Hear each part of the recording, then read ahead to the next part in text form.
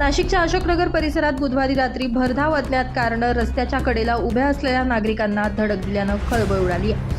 या अपघातात एकाच कुटुंबातील सदस्यांसह 3 ते 4 जण जखमी झाले असून एका व्यक्तीचा पाय फ्रॅक्चर झालाय।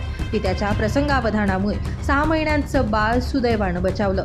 धडक दिल्यानंतर चालक वाहनासह त्र्यंबकेश्वरच्या दिशेनं फरार झाला। घटनेची माहिती मिळताच सातपूर पोलिसांनी घटनास्थळी धाव घेऊन सीसीटीव्ही फुटेजच्या आधारे त्याचा तपास सुरू केलाय। आम्ही उभे होते, आम्ही दवाखान्यात आलो होतो। माझे मिस्टर माझ्या बाळाला फिरवत होते, उभ्या माणसाला तो चिरडून निघून गेला।